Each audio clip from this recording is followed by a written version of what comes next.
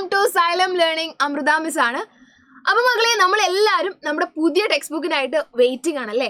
അപ്പോൾ എന്തൊക്കെയായിരിക്കും ആ ടെക്സ്റ്റ് ബുക്കിൽ ഉള്ളതെന്ന് നമുക്കൊന്നും ഒരു ഐഡിയ ഇല്ല. പക്ഷെ കഴിഞ്ഞ വർഷം 6 CBSEയുടെ ടെക്സ്റ്റ് ബുക്ക് മാറി, ഈ വർഷം 7 CBSEയുടെ ടെക്സ്റ്റ് ബുക്ക് മാറി. പുതിയ ടെക്സ്റ്റ് ബുക്ക് കണ്ടവർക്കറിയാം, ഒരുപാട് പുതിയ എക്സ്പെരിമെന്റ്സ് എന്ത് ചെയ്തിട്ടുണ്ട്, ടെക്സ്റ്റ് ബുക്കുകളിൽ വന്നിട്ടുണ്ട്.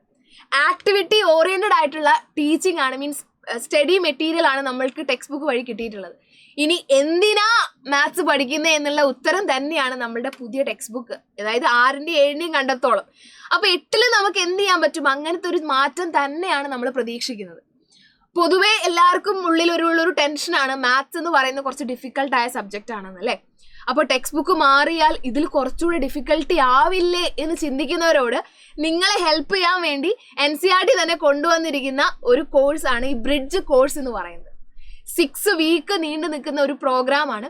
ഇത് എന്താണ് എന്ന് ചിന്തിക്കുന്നവരോട് ഇത്രേ പറയാനുള്ളൂ, നിങ്ങൾ 7 CBSEയിൽ നിന്ന് സേഫായിട്ട് 8 CBSEയിൽ ലാൻഡ് ചെയ്യിക്കാൻ വേണ്ടി നിങ്ങളെ ഹെൽപ്പ് ചെയ്യുന്ന ഒരു ബ്രിഡ്ജാണിത്. ഈ ഒരു ബ്രിഡ്ജ് കോഴ്സിലൂടെ നിങ്ങൾക്ക് 8 CBSEയുടെ പുതിയ ടെക്സ്റ്റ് ബുക്ക് പഠിക്കാൻ ആവശ്യമായ എല്ലാ കോൺസെപ്റ്റുകളും നിങ്ങളെ പഠിപ്പിക്കും. ഈ ഒരു 6 ആഴ്ചത്തെ പ്രോഗ്രാം കഴിയുമ്പോൾ നിങ്ങൾക്ക് 8 CBSE പഠിക്കാൻ ആവശ്യമായ എല്ലാ ബേസിക്സ് കാര്യങ്ങളും നിങ്ങൾ ഇതിലൂടെ പഠിക്കും. അപ്പോൾ ഈ ഒരു ബേസിക്സ് പഠിക്കുന്നതെന്ന് പറഞ്ഞാൽ ഡയറക്റ്റ് ആയിട്ട് നിങ്ങളെ ക്വസ്റ്റ്യൻസ് ആൻസേഴ്സ് ചെയ്യിപ്പിക്കുക, അല്ലെങ്കിൽ പുതിയ കുറേ കോൺസെപ്റ്റുകൾ റിവൈസ് ചെയ്യിക്കുക, ഇതൊന്നുമല്ല.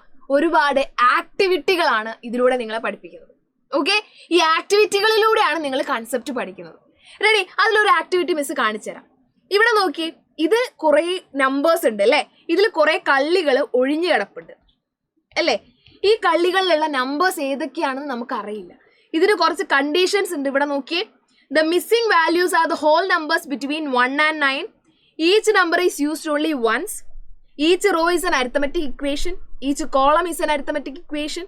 Remember that multiplication and division are performed before addition and subtraction.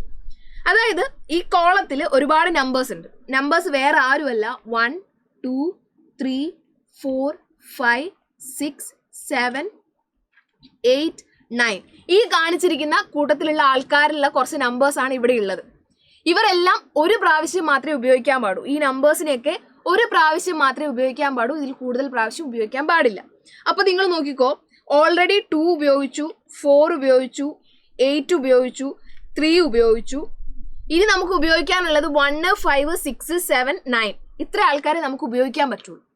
അപ്പോൾ നോക്കിയാലോ, ഏറ്റവും സിമ്പിളായിട്ട് നമുക്ക് തുടങ്ങാം. ഈ ഒരു റോ എടുത്താൽ മതി. ഈ ഒരു റോയിൽ 2 ഇൻറ്റു ഏതോ ഒരു നമ്പർ പ്ലസ് 8 ചെയ്തപ്പോൾ 18 കിട്ടി.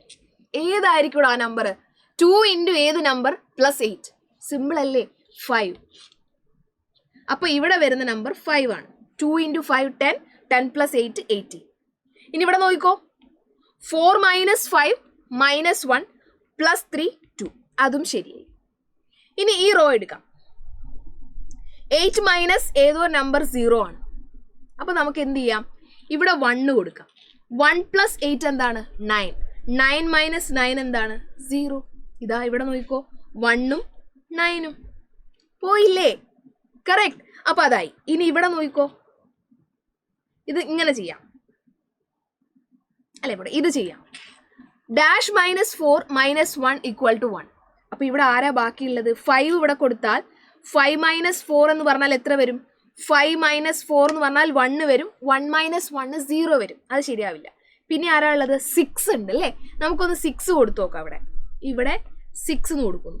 അപ്പോൾ നോക്കിയേ, 6 മൈനസ് 4 2 മൈനസ് 1. അപ്പോൾ ഇവിടെ 6ഉം പോയി, ഈ 6ഉം പോയി.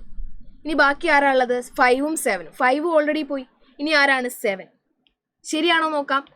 6 പ്ലസ് 2 8, 8 പ്ലസ് 7 15. യെസ്. 7 മൈനസ് 3 എന്ന് പറഞ്ഞാൽ എത്ര വരും? 4 വരും. 7 ആദ്യം മൾട്ടിപ്ലിക്കേഷൻ ചെയ്യണം.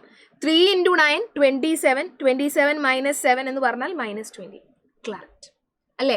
ആദ്യം മൾട്ടിപ്ലിക്കേഷൻ ചെയ്യണം എന്ന് പറഞ്ഞിട്ടുണ്ട്. അതാ ഇവിടെ നോക്കിയേ, remember that multiplication and division performed before addition and subtraction. അപ്പോൾ ഇത് ആദ്യം ചെയ്യണം. അപ്പോൾ മൈനസ് 27. 7 minus 27 minus 20. കറക്റ്റാണ്. അപ്പോൾ ഇതൊരു ആക്ടിവിറ്റിയാണ്. ഈ ഒരു ആക്ടിവിറ്റിയിലൂടെ ഒരു ഇക്വേഷൻ, അരിത്തമെറ്റിക് ഇക്വേഷൻസ് ആണ് നമ്മൾ പഠിക്കുന്നത്. അപ്പൊ ഇതേപോലെയുള്ള എല്ലാ ആക്ടിവിറ്റീസും ഇനി വരുന്ന ദിവസങ്ങളിലായിട്ട് നമ്മൾ പറയും. അപ്പൊ ഇതിന്റെ ഫുൾ ക്ലാസ്സുകൾ നമ്മുടെ ആപ്പിൽ, അതായത് നമ്മുടെ യോധ ബാച്ചിൽ നമ്മൾ പഠിപ്പിക്കുന്നുണ്ട്. അപ്പോൾ ഇനി ആരെങ്കിലും ജോയിൻ ചെയ്യാൻ ബാക്കിയുണ്ടെങ്കിൽ വേഗം തന്നെ നമ്മൾ എന്ത് ചെയ്യുക, നമ്മുടെ യോധ ബാച്ച് പർച്ചേസ് ചെയ്യുക. താഴെ കാണുന്ന നമ്പറിൽ കോൺടാക്ട് ചെയ്താൽ മതി. യോധ ബാച്ചിൽ ഇപ്പോൾ നമ്മൾ ബ്രിഡ്ജ് കോഴ്സുകൾ ഡീറ്റെയിൽഡ് ആയിട്ട് നിങ്ങൾക്ക് പഠിപ്പിച്ചു തരുന്നതാണ്. അപ്പോൾ എല്ലാവിധ ബേസിക്സും നമുക്ക് അടിപൊളിയായിട്ട് പഠിക്കാം. ആരും തന്നെ മിസ് ചെയ്യരുത്. വേഗം തന്നെ യോധ ബാച്ച് പർച്ചേസ് ചെയ്യുക. ആപ്പിൽ വെച്ച് കാണാം.